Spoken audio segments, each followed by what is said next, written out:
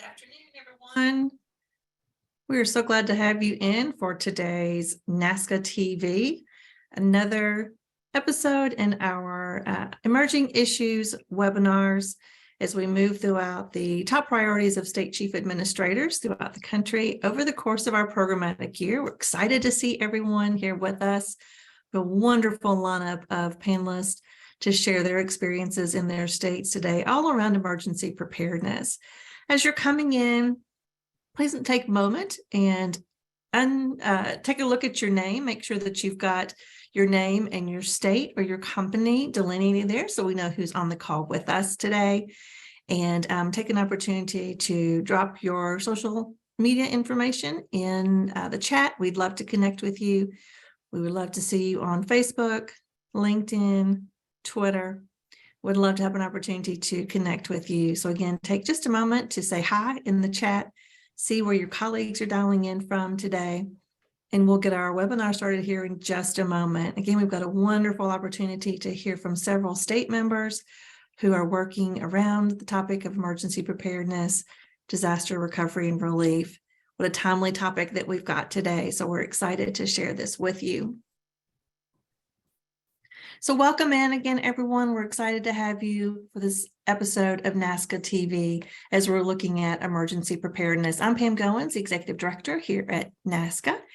If you're just joining us for the first time, NASCA represents the state chief administrators around the country who are the governor-appointed cabinet level officials running the business of government. And we're excited about this presentation with you today. We're going to start off today with a few poll questions. It's a great opportunity to hear what's happening around the country, gives you an idea of what some of your colleagues are working on and dealing with. So Tammy, if you don't mind, let's start off with our first poll question today. This first one, in your individual state, would you say that you've got a documented collaboration framework to deliver goods and services of greatest need during an emergency? Would you say, yes, we're very much on target with our framework. It's very clearly defined, routinely implemented. Would you say, well, perhaps, but we're still working on delineating roles and getting the full implementation? Or would you say, no, we still have some gaps to address. We've got a little ways to go. So again, as you're thinking about your own state and a documented collaboration framework, especially when we're thinking about delivering goods and services, how would you respond to that? So at the moment, most of you, the majority of you are saying yes, clearly defined frameworks routinely implemented. So we'll give you just about 5 more seconds to respond to this first question, and then we will go on to our second. All right, Tammy, will you show us the results of this one, please? All right, 60% of you are saying yes, 40% saying somewhat. No one is saying that we still have big gaps to address, so that's great. All right, wonderful. Tammy, how about question number 2? Again, when we're thinking about your state and the work that you're doing there, do you conduct after-action reviews and evaluations after an emergency or a disaster? First one would be yes, very routine. We do this on an ongoing basis. Anytime there's an emergency or disaster, we immediately will do an after-action review and evaluation. The second answer would be sometimes, but maybe not after every single event. Or the third is no, we don't currently have this as a practice in our state. So overwhelmingly, we are saying yes, this is a common routine in the states. So again, we'll give you 5 more seconds to respond to this one when we're thinking about after action reviews and evaluations. All right, Tammy, how about our results on this one? Overwhelmingly, 83% are saying yes, this is a routine practice in our state. All right, great. So now let's go to our third question as we're preparing to hear from our panelists today. This is a simple yes or no answer. Do you routinely conduct simulation activities and tabletop exercises during a time of non-emergency? This is thinking about preparation, getting everything in line and ready to move forward in the need of an emergency. So during those non-emergent times, does your state conduct simulation activities and tabletop exercises to bring the stakeholders in to get prepared? Again, we'll give you 5 more seconds to respond. Looking like the majority of you are answering yes. All right, Tammy, will you show us this result? All right, 83% are saying yes, that you are engaging in those routine simulation activities and tabletop exercises. Well, thank you so much for responding to our questions today. I think it's a great introduction to the conversation that we're going to have with our panelists today. And I'm very, very excited to share that we've got wonderful speakers coming from our states, again, doing this work every single day. As I mentioned, this is a part of our 2022-23 programmatic year as we're looking at emerging issues that our state chief administrators and our colleagues are working on. Today, our panelists include Jared Ambrosier, who is the Chief Procurement Officer for the state of Michigan, Jay Jardin, who is the Chief Administrative Official in the state of Louisiana, Tony Gherardini, who is also a Chief Administrative Official at the state of Colorado, Kevin Rance, also a CAO working in public safety in the state of Colorado, Angela Shell, who is the Chief Procurement Officer for the state of California. And then I also am joined by my colleague, Daniel Kruger, who is the Deputy Chief Administrator for NASPO, who is our sister association working with the state procurement officials. We're so excited to have this panel. And let me also just take a moment to say how appreciative we are of NASPO and the work that we're doing together. We have been working over the past several months now to bring together a group of state administrators, both from the CPO and CAO side, to talk about emergencies, disasters, different components of the strategies and techniques happening in every single state. And we're about to produce and release a toolkit for all of our state members on the very, very critical need for collaboration and communication between and among CAOs and CPOs. So we're going to be leaning into a lot of that information today, sharing some of the state stories and journeys that we've heard along our way through the state collaborative. And then also, again, really sharing some of the work that we hope to do together with NASPO in the future. So I'd love to ask all of our panelists to unmute, be on camera with us so that we can get started today. Again, we're excited about this process, hearing and talking about emergency preparedness. So let me first by just welcoming all of our panelists and just asking each of you, would you please introduce yourself? Give us a short overview of your areas of responsibility in the state and a little bit about really what brings you to today's conversation. So Tony, can we start with you in Colorado? Certainly, happy to. Thanks, Pam. So my name is Tony Gherardini. I'm the Executive Director of the State Department of Personnel and Administration, and I'm a cabinet member of Governor Jared Polis.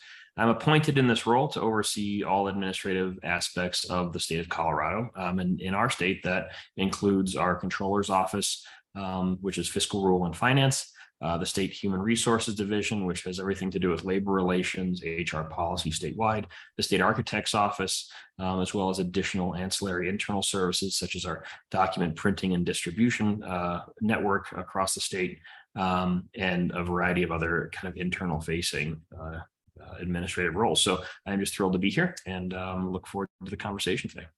Thank you, Tony, so much. Maybe staying with you for just a moment, will you share with the audience what your, and I'll use my air quotes, routine or typical role might be in the case of an emergency or a disaster? Certainly.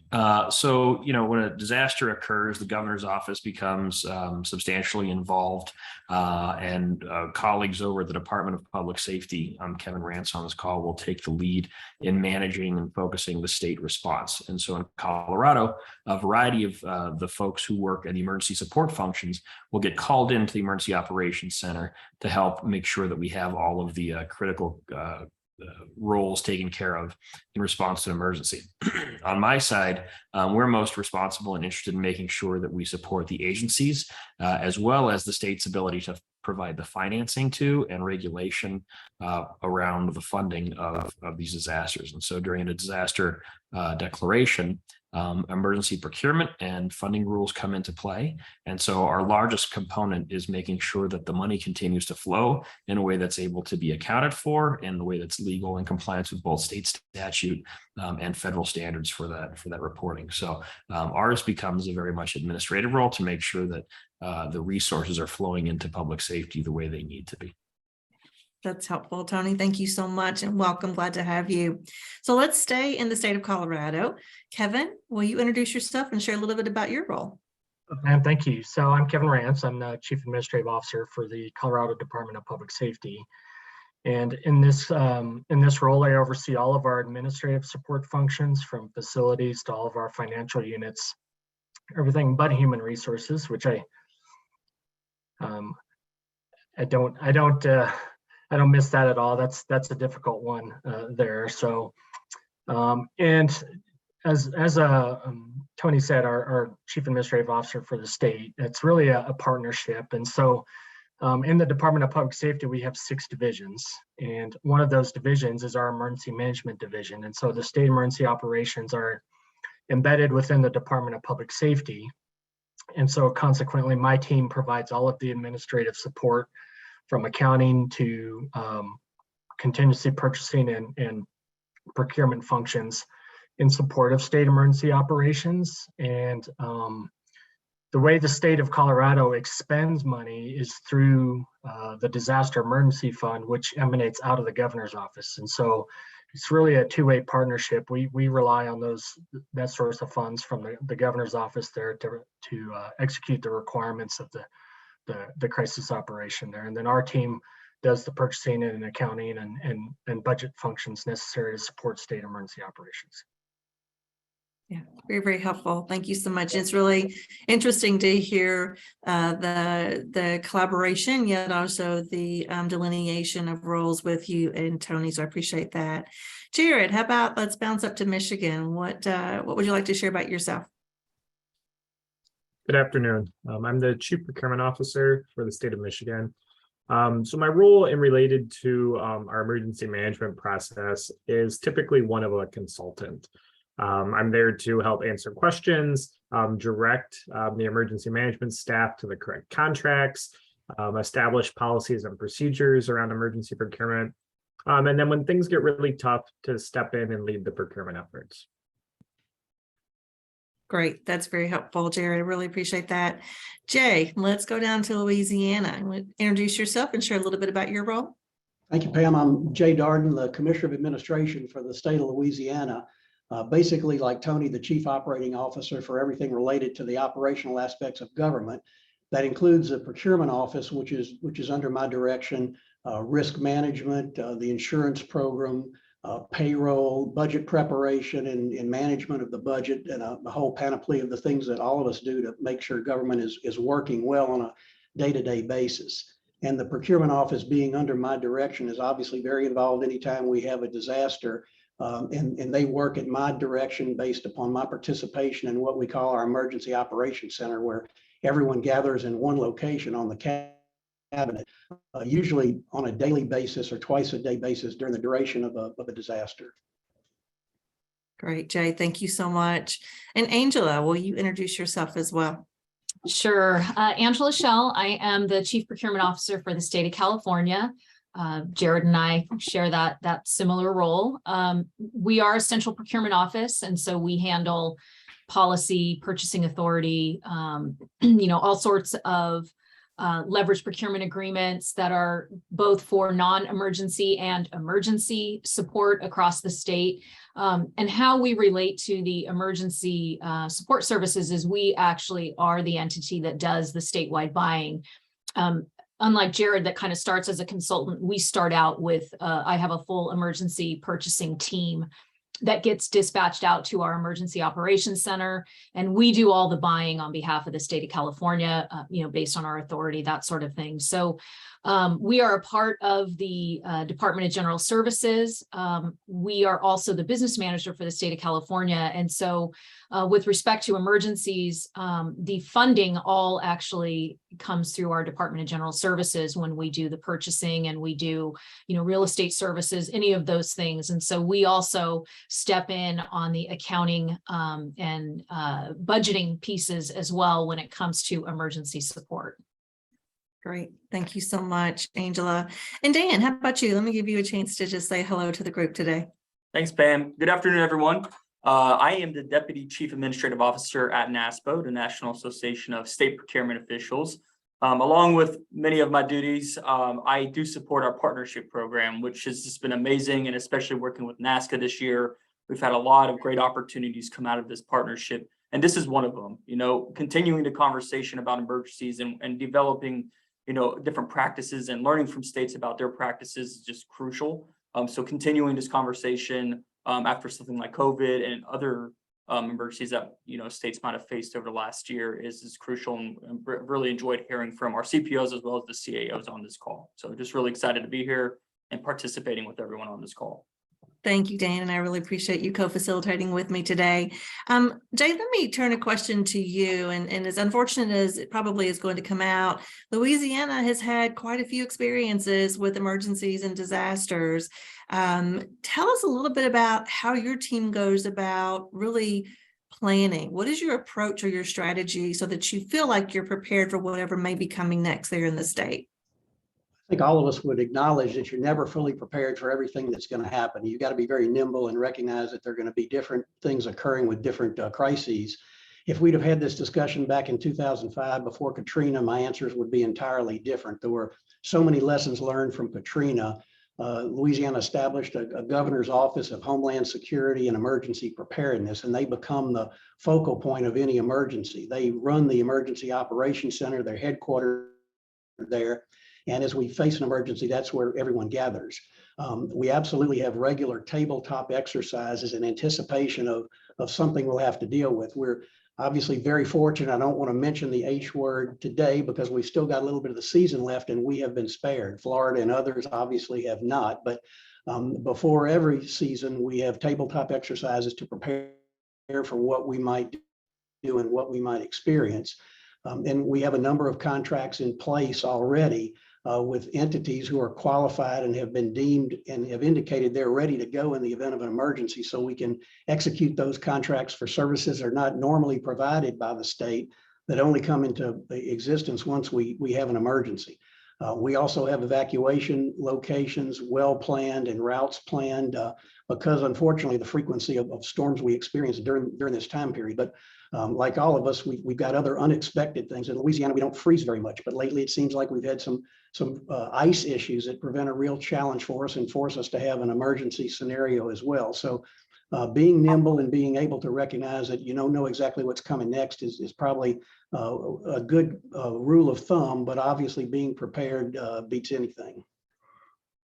And I know, Jay, when you and I were talking earlier, you shared a little bit about what you all are doing as far as putting your contracts in place early and really the importance of flexibility with your contracting. Can you expand on that a little bit for us? Yeah, we go through a process of selecting vendors to provide particular services in the event of an emergency. Each of the individual departments that may be affected and have a need go through an emergency process that involves getting quotes from at least 3 of the people who have been pre-approved. And making a quick selection without going through a normal procurement process.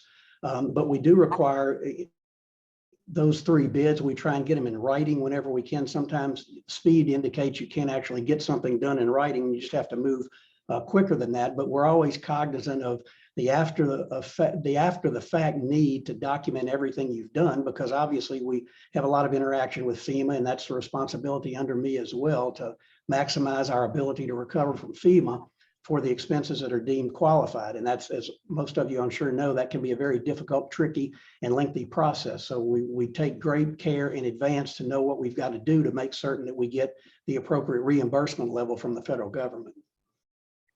Very, very helpful. I'm actually at the NEMA conference and have been talking with several of the FEMA individuals here, and I've learned how complicated that grant process is. So yes, you're exactly right. A lot of questions there. Let me say with you, Jay, for one more question. I know you all do a ton of tabletop exercises and simulations. Will you share a little bit with the audience today on what that looks like? Who are some of the stakeholders that are involved? Yes, our tabletop exercises involve every cabinet official.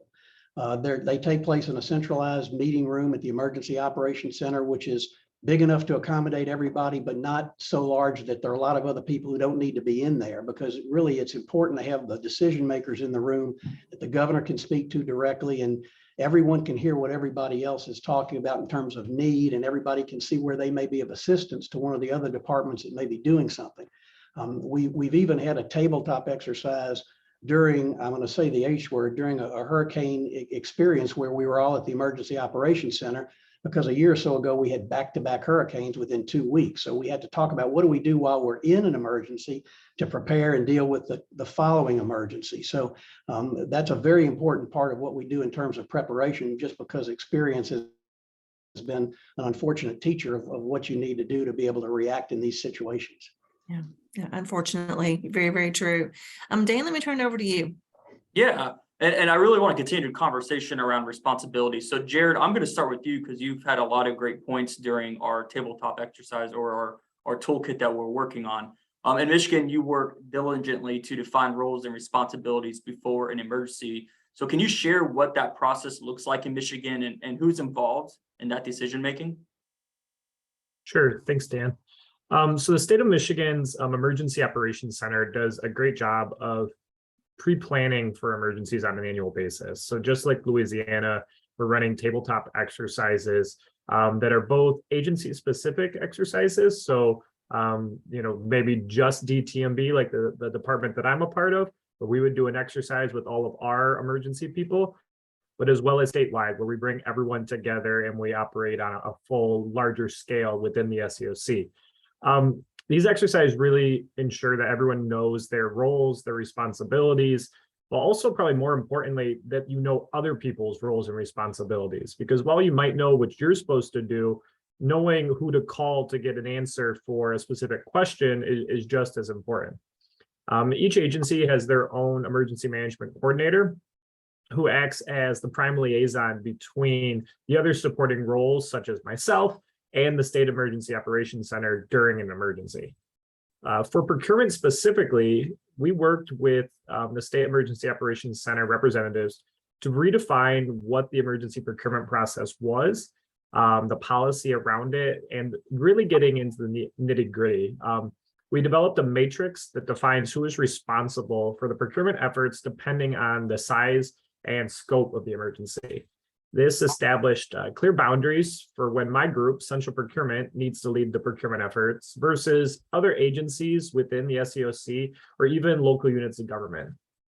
For example, Michigan is lucky in that we generally do not have very many large-scale emergencies. Currently, we are responding to a paper mill factory fire that has been kind of smoldering and burning for about a week at this time.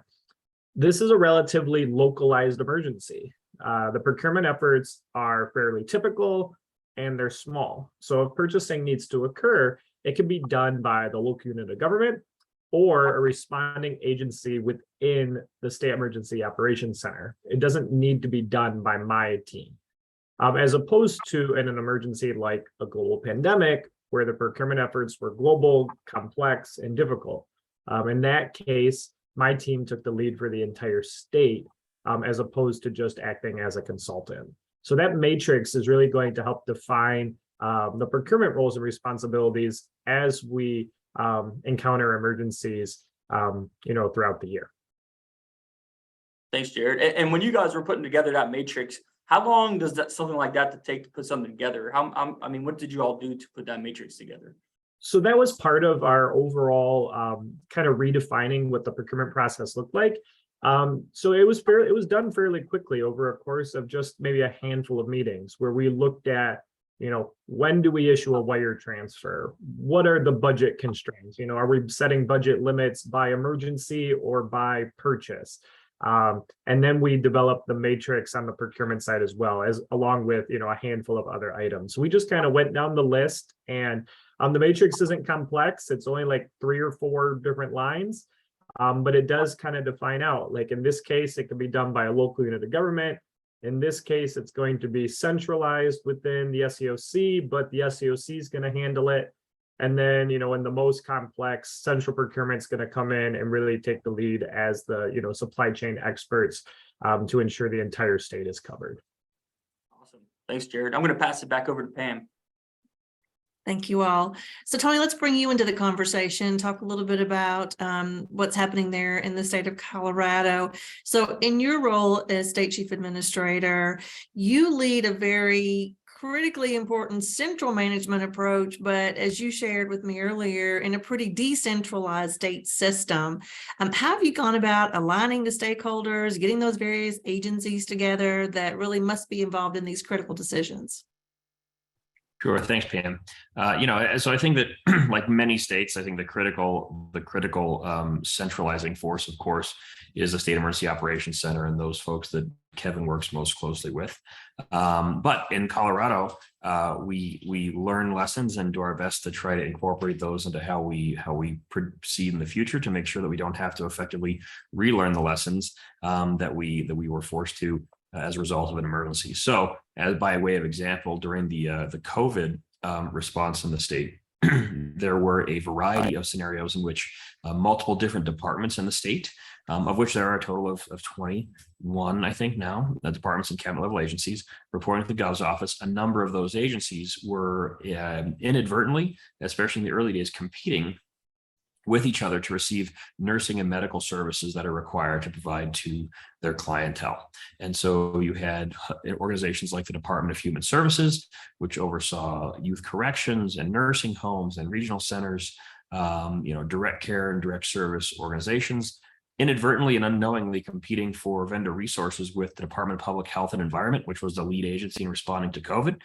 most responsible for establishing testing and monoclonal antibody administration sites, and then also the Department of Corrections, who needed nurses and those vendors to come into their role. And so taking lead on this, primarily on this, in fact, was the Emergency Operations Center, Kevin's organization, who said, for the sake of this emergency, we need to have a fusion center where all these requests funnel through public safety and don't go through the typical procurement process or even the statewide emergency procurement process.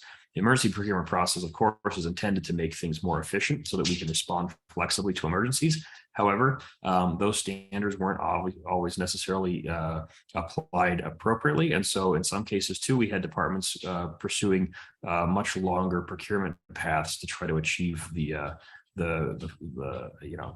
contract and obtain the contract that they were in need of to be able to respond to the needs of their residents or their clients or whomever they were responsible for taking care of. So when you considered that the interaction for any of these things requires procurement personnel, contracting personnel, emergency response personnel, the governor's office, and of course, the statewide procurement and contracting regulations group, it became very readily apparent that we had to come to some type of conclusion and solution outside of this fusion center approach that would allow us to respond to emergencies more efficiently in the future.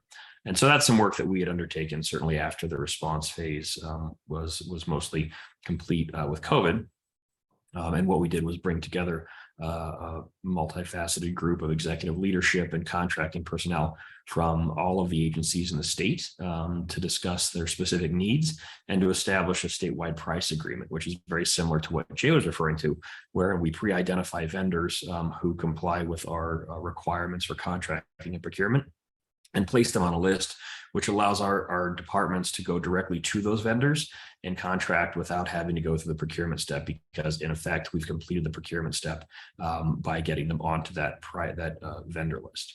And then, of course, based on the emergency response, we'll still have the control based in the emergency response center, the emergency operations center, to make sure that the resources as they are requested are still going to the departments that need them the most based on the priorities of the state governor's office and the EOC.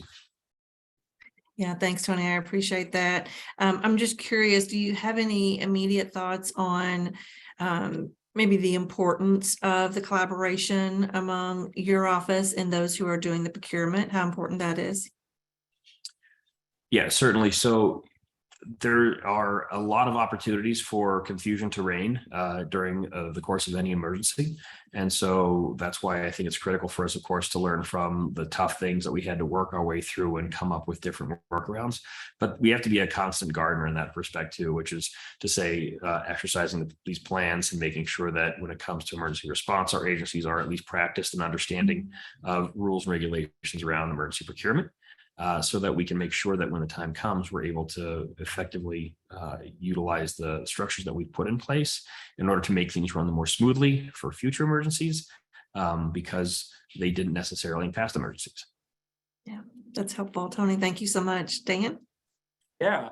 And I want to continue along with the discussion of resources and strategies. And I'm going to direct this question to Angela, who brought up several excellent points about what the state of California has been doing during their emergency process. So Angela, what strategies are you taking in California to build a multi-department team to broaden your resources during an emergency? Specifically talking about pulling in state buyers, vetting vendors, cross-training, and et cetera. Yeah, thanks, Dan. And it's kind of similar to what Tony was just talking about. You know, we've had such major, back-to-back concurrent disasters in the last, 5 to 6 years in our state, where we had, catastrophic fires, major loss of life, and then entire towns burnt down. And so it comes in, and then you add COVID on top of that, right? And so, we have found that our ability to be flexible during the response phase as well as the recovery phase has been a challenge for us in terms of resources. And so we had been seeing it a little bit in our emergency operations center with our team that would go out for, each event and sometimes didn't leave because the events just kept coming. And we continue to have them today with drought. We had civil unrest, back during the COVID days. We had a lot of things going on. And so when the PPE challenge hit, we quickly were tapped out. We had my entire team was out at the Emergency Operations Center trying to handle things like, non-congregate sheltering and setting up testing sites. And we had multiple departments that were doing the same things. And then what we found with the PPE is we had multiple departments trying to buy PPE at the same time. So to Tony's point, internally, we were competing against each other as well as the entire nation and out of country for these same resources. And so we quickly decided that we needed to mission task other state departments to come in. And that was not something we had done in the past. We were able to kind of maintain with our other emergency response. And so we brought in other departments, and we were fairly specific about what we did. We brought in our public health buyers. We brought in our emergency medical services buyers. We brought in our CAL FIRE teams who would have had experience with incident command out in the field. And we brought in a whole host of departments that had not been doing emergency procurement at a statewide level, because that was our role traditionally. And so we brought these teams in to be able to accommodate the additional needs that were happening in the regular buying out at the Emergency Operations Center, and then a separate team that came in for PPE. And so we quickly had to train these teams on, how we were handling emergency procurement processes, which included things like what Jared said with wire transfer, which is not something most states do in the procurement process. You just don't do that, right? We had some very high level issues right out of the gate that other states had with some suppliers that were not on the up and up. And so we had to quickly take a step back and say, all right, we have to do a better job at vetting these suppliers that we're all seeing, are becoming a challenge. And so we had these buying teams put together immediate, procedures for how we were not going to have to claw back wire transfers or terminate purchase orders because a day later somebody else had taken that buy from us. And so we established a procedure for how to do emergency procurement, how to vet these suppliers that were coming in. We used our Homeland Security office to be able to more vet, let's just call it vet a little bit deeper into some of these people that you went, something isn't quite right about this vendor. And, we went through a quick training. It was on the spot. We had we established a quick chain of command for, buyers on my team that that maybe hadn't been in a leadership role before, but some of them might have had like military background that was in logistics. And so we knew, okay, you have experience with this. And so we did this quick chain of command, and we kept these buyers on as long as we could.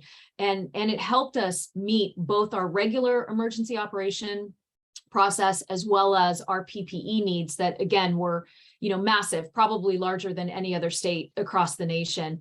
And it allowed us to kind of get some insight into, okay, this could work in the future. And so we are working through, training new buyers. One of the areas that we found was a little bit of a challenge was our Office of Emergency Services buyers they were not in this team with us. And they weren't because not anything that they had done, but because the authority and statute rests with the Department of General Services, not with our Office of Emergency Services. It's an odd way the law is written. And so we are now putting additional resources in place even with our OES team of buyers that can quickly come under our authority in the Department of General Services. They're acting in our capacity. We're training them on all of the emergency purchasing requirements, how, even when we have what's called an emergency, but we don't waive our procurement laws, that's also a big misunderstanding that happens in our state is people think, well, there's an emergency, but if you don't waive those purchasing laws, you cannot do, just a spot buy without competition. And so, we're working through all of that with these new resources that are being brought in so that when an emergency that is the size of a COVID or a massive fire, like we're continuing to see, we have a bench to tap into to bring these buyers in. And similar to what Jared talked about as well, we are also establishing that list of, here's who does what purchasing and when, here's when, a local may need to step in, who can also buy from my state contracts, but, here's when the OES team can do a buy for something like a field office that they need printer, paper, like the statewide team doesn't need to do that. And so we're establishing those authorities, doing a lot of flow charts. And a part that we also realized was a little bit of a challenge was our own internal coordination with our real estate division that needed to step in when you lost entire towns and had to put a school in place. That's not just a service contract in California to just step in. That requires engineering, that requires permitting, all of those things. And so we've also stepped up that internal coordination so that when an emergency happens, we have all of those touch points. We have our buying team that can be dispatched.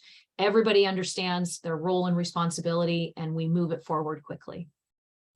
Awesome. Excellent points, Angela. And, just the amount of resources that, for example, California and all the other states have tapped into to bring to the table during these emergencies it's just really awesome to see, but it's also great for other states to learn from. People may not think about homeland security and those types of things within the state. So, Pam, I'm going to pass it back over to you. Thanks, Dan. Yeah, great points. And Angela, I just want to do a real quick follow-up with you, if I can. You told me that, during COVID, you and the chief administrative officer were out in the state together. How valuable was it that the two of you all were a pair and were out together working? Yeah, so we both got dispatched to the Emergency Operations Center, which the chief administrator, something like that, when it's a major fire, they could be out there in a much more regular cadence, but not usually the chief procurement officer. Because I have my buying team that goes out there, there's really no need for me to necessarily be out there, but we were both physically out there together on a daily basis, 7 days a week, 14 hours a day or more. And it was really beneficial because he and I had that daily, hourly, sometimes by the minute connection of what was happening, what were we spending, how had our needs changed based on conversations he was hearing at the executive level that I was not a part of because number one, I didn't have time. Number two, it wasn't necessary for both of us to be in there. And so he was able to feed that information back to me in real time instead of having to wait for somebody to call you or get in a meeting. It was so valuable that he and I were able to make on the spot decisions. And then he could flow that information back to the governor's office to be able to say, look, this is what's happening. This is why, and this is what we're going to do to mitigate it. So I cannot stress that enough. I wouldn't say that everybody needs to have that you have these, your executives out there sitting next to each other. But I think that it would have been a little more challenging for us to be successful if he and I had not been out there together. Yeah, thank you. I think that's a great and true example of just the type of collaboration that we're talking about. So I appreciate you sharing with that. Kevin, let me shift over to you. And, you and I were chatting earlier about this topic, and you made what I thought was just a very profound statement when you said, COVID shouldn't drive everything. Can you share with our audience today maybe what you meant by that comment and maybe how you are applying some of the lessons to all of your emergencies? Yeah, so Colorado, much like California, deals with a whole varied range of different crisis response, particularly wildfire. That's probably the most similar thing we have with California. And so we'll do half a dozen or more emergency responses a year. And in taking a step back, once we had a little bit of breathing room post-COVID, right, we really took a moment to kind of reflect and say, hey, look, there's a lot of lessons that we can learn from COVID, but we need to be best at what we do the most, which are the smaller wildfires or, bird flu, Afghan refugees, those constant things that we're doing. What we saw with COVID in particular is that our response was atypical in the way that we were procuring a lot more goods than we were services. And for most disasters, we do services. And so we started taking a look at, okay, what are a lot of the similarities that we did during COVID, but we do for most disasters, things like wraparound services, so security, generator sets for lighting, porta potties, all of those things that are common denominators through all of the things that we do, whether it be a wildfire or bird flu or whatever. And so a lot of our efforts there weren't necessarily, hey, we're going to shift everything due to COVID. We're going to say, okay, this is a lesson learned that applies to this, but really we're going to be focused on what we do most often and have our systems ready to go for those, understanding that we can integrate some of our lessons learned there. And we've done some of that. So like my team, for example, we've actually this year through the legislature, the FY23 session, which ended in May, we got additional capacity to help with disaster response finance. So I've got additional accountants, I got additional purchasing positions because that wasn't for COVID, that was a team of 5.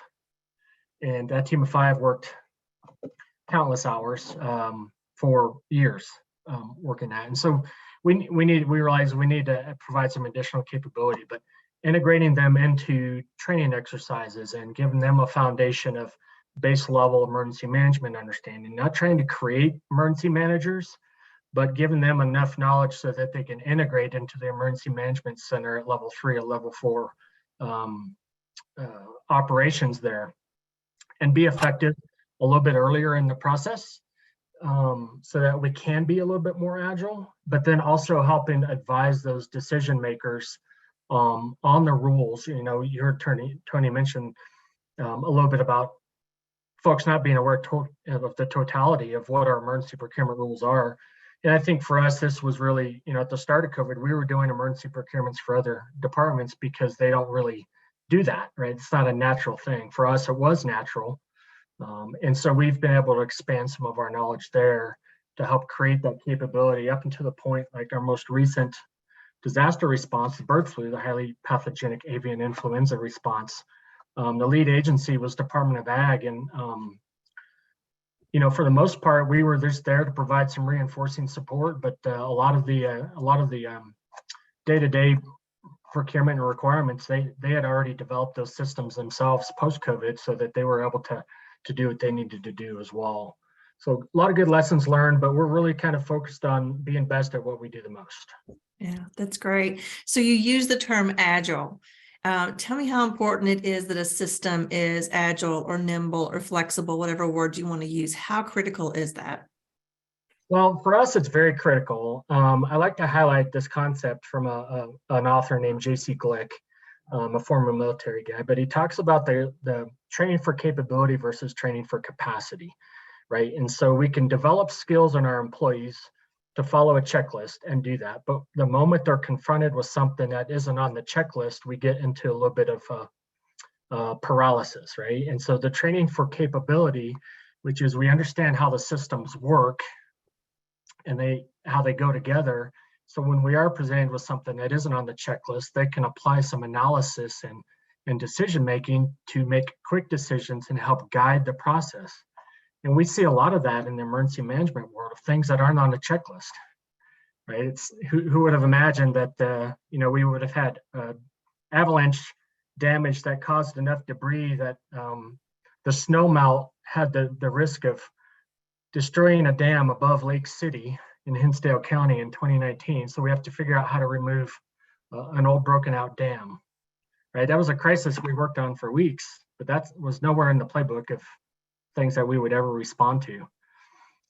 So that's really important to us. Like I said, we're really focused on that training for capacity, not training for capability. That's great. And then very, very helpful. Dan, I want to take the liberty of asking an audience question really quickly, then I'm going to turn it back over to you. This is a three-part question, but I'm just going to start out with the first one. How are you all capturing all these lessons learned and then implementing those understanding of the new roles and responsibilities?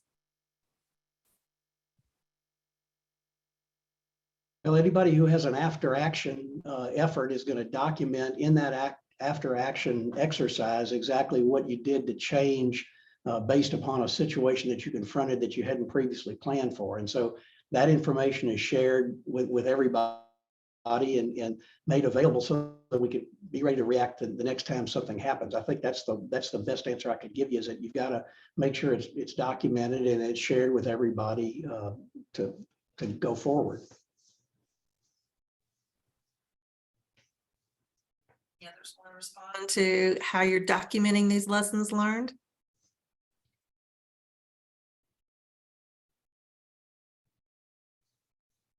Well, I would say for us in the Department of Public Safety, a lot of the documented lessons learned are manifesting themselves in updated SEOC procedures, guidelines, resource documents, and everything necessary for those folks, particularly those that aren't in there all the time. So the folks that will come from outlying state agencies or within the Department of Public Safety to fill out those ESF functions when the EOC is fully activated. So that's where we're really capturing our lessons learned in a meaningful way so that they can be executed. And then I think there's been some external efforts for that on the state level. Maybe Tony knows a little bit more about the state level response to that, or if the state's done an after action review yet. Sure. Thanks, Kevin. At the state level, there's been, after action work that's done, I think specifically at the governor's office and also public health and environment, most recently related around COVID. And the action that we're taking, at least on the administrative side, is really codifying the changes by leaning forward and making these modifications as we currently are to state purchasing agreement, and also looking at the state emergency procurement rules and procedures, because just as Angela had mentioned, and Kevin, I think that we've both seen this, is that simply because you're implementing emergency procurement rule does not mean you're exempt from procurement rule and law otherwise. It's just a modification. And so we have been doing active work to educate program leaders in the departments that otherwise aren't typically used to using these types of rules like Kevin and his organization are. So I would say that documenting them, yes, primarily in the form of deliberate and direct changes to our procedures and practices as a result of what we learned from the most recent emergencies. Yeah, great. Thank you so much. Appreciate you responding to that audience question. Dan, I'll turn it back over to you. Yeah, thanks, Pam. So for these last two questions, it's going to be for all the panelists, and we'll go one by one. But, over the past 3 months, NASPO and NASCA have worked with state CPOs and CAOs on an upcoming toolkit that will be released around the critical importance of communication and collaboration. So what advice can you offer to the audience on how you are ensuring deliberate collaboration in your state? Angela, we're going to start with you on this one. Yeah, sure. So for us, I think one of the biggest sort of shifts in our thought is really that we are partners in this. I think once an emergency hits, you go into the EOC and it's, it's chaos, right? There's people everywhere. Everybody's, it's heightened, it's stressful. And I think we forget sometimes that we're actually each partners in accomplishing our response to whatever's happening. And so, we've decided to sort of take a step back a little bit here and look at it that way and do everything we can to educate while we're not in a massive emergency. We're still actually in emergencies now, but maybe not in a massive immediate response. And so we are doing everything we can to train our OES partners about the procurement rules, what needs to happen, why things might take a little bit longer versus an immediate, I need a quote right now. And then internally, I touched on this a little bit earlier, working with our real estate partners to make sure that, when a contract goes out, who should really be looking at that contract? Where should we be getting the approvals from for the scope? What's everything that's included in there? And we are doing that internal collaboration and communication, and we've memorialized it so that we know, look, when an emergency happens, we have a flow chart that, we've put together. This is what happens for each of these scenarios. And to Kevin's point, it's not always going to cover everything. Something's going to happen and you're going to go, okay, now what do we do about civil unrest? It's not a declared emergency, but we have to respond. Well, that's not in the rule book, right? So, those are the things that for us, our biggest kind of lessons learned is communicating that we're a partner in this, that we're not saying no, we're not, trying to, be sort of that person that puts the delay in. But if we don't manage the appropriate communications and you don't include procurement as your partner right from the start, not later when you've already decided your plan and you've issued that mission task and you're telling us to go, include us right from the start as your partner, and we will help you navigate that and get you the best procurement option that we can find, because we know the details earlier rather than later. And so those are sort of the things that we're looking at from a procurement perspective. Awesome points, Angela. Thank you. Kevin, let's turn to you. Yeah, so very similar. Our advice in terms of communication and collaboration really is, do what we did, which is take a step back and say, okay, how can we be a little bit better at getting to the point where the decision makers need the information, rather than, just like Angela said, right? We want to be with them as the process is occurring versus going back to them after that. Well, we can't do it that way, right?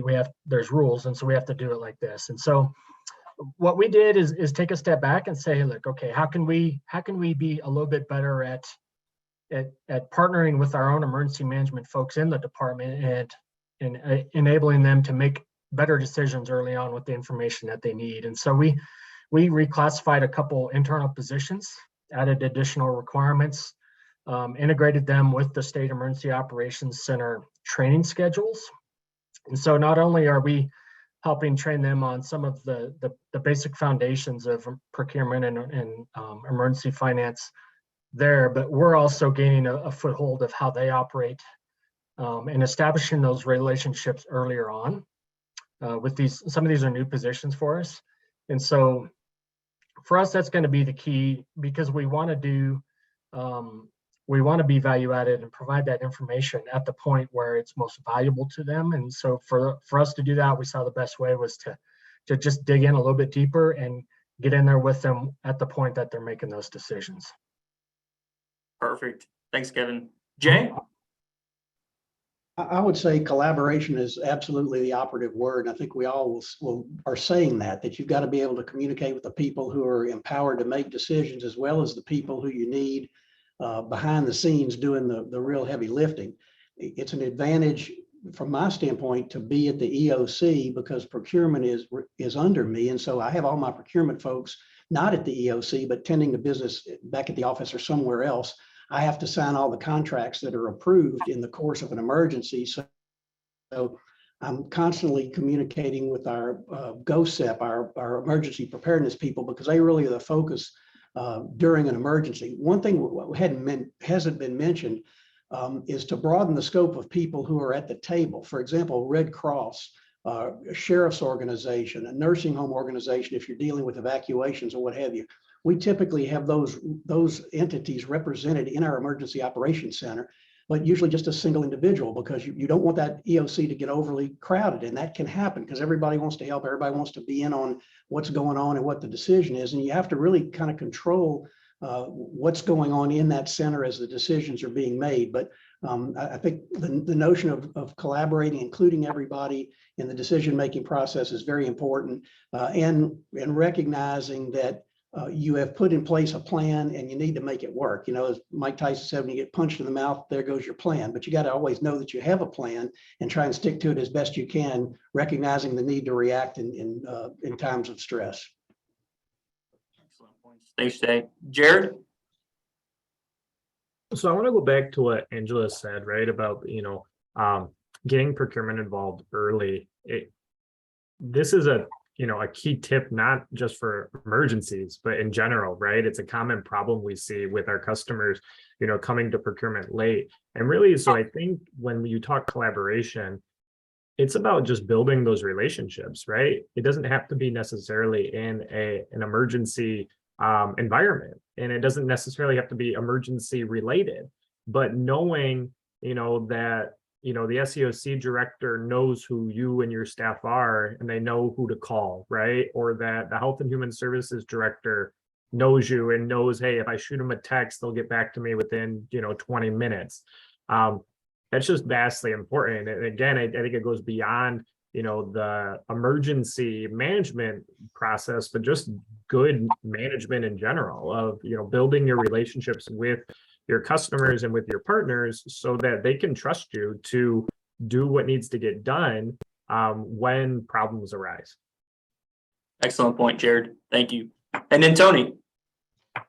It's hard to say anything new on this one, but I would say that I would add that a key to being ready and successful is continuing to practice this and making sure that you're educated on exactly the procedures and the nuances of emergency procurement, and also knowing the areas that you're more likely than not going to be procuring right away and depending upon the emergency. So by way of example, in COVID, again, a lot of agencies were put in a position of having to exercise emergency procurement in a different way than they typically are used to. And that threw in some new variables to them. By that, I mean, emergency procurement oftentimes in a non-emergency context is where you have to justify a reason to maintain a current vendor or to go forward procuring one because there's some other market-related shortfall or shortcoming. But in this case, it was because there was an ongoing disaster in the state. And so, critical to us is to make sure that we're not just educating, but also practicing and exercising in the agencies how they are to implement their own internal procedures while remaining in alignment with direction from the Emergency Operations Center, and also holding themselves to the strict standards that are related to procurement. Specifically, again, just because it's an emergency procurement doesn't mean you don't have to follow any procurement code that's still on the books. Awesome. Thanks, Tony. And thanks to you all for answering that question. I hope the audience can use this advice that was just provided to continue that collaboration within their states and their departments. I do have one final question, and this is for the panelists as well. But what is your one key takeaway from today's conversation? That one thing or starting point to increase collaboration in states. And if you could just take a quick 10 to 15 seconds to talk about this one takeaway, that would be great. Jay, I'm gonna start with you on this one. I would say it may not be directly in response to collaborating, but document everything. It's hard to keep a focus on the need that you need to keep records in the course of an emergency. Things are happening fast, but make sure you or the people responsible to you are documenting everything they do to ensure you're going to maximize your financial recovery. Angela. Yeah, I would agree with what Jay just said. And again, it's just making those connections, make sure that you are working through your checklists, updating your procedures, all of those things so that you're continuing to refresh yourself. And again, here in California, we're always in an emergency situation, it seems, so we never get to really walk away these days, but we still need to keep refreshing ourselves as we bring new staff on and, new partners come into play. It's continuing those conversations. That's a great point. I heard something yesterday from a keynote speaker that says practice makes permanent, and it makes so much sense. Practice makes permanent. So thanks, Angela. Tony.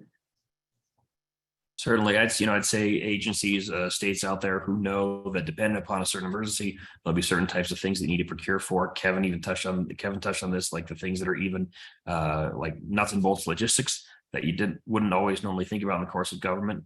Have a plan and a pathway to procure those and obtain those as quickly and as easily as you possibly can, because time saved on the front end by just making those automatic muscle movements is going to pay dividends on the back end. Because as we know, as time ticks by during these types of disasters, there's a lot of times you get stuck on these administrative things that could have certainly been avoided, and your time could be better spent elsewhere. So wherever you can trim around the edges, do that ahead of time.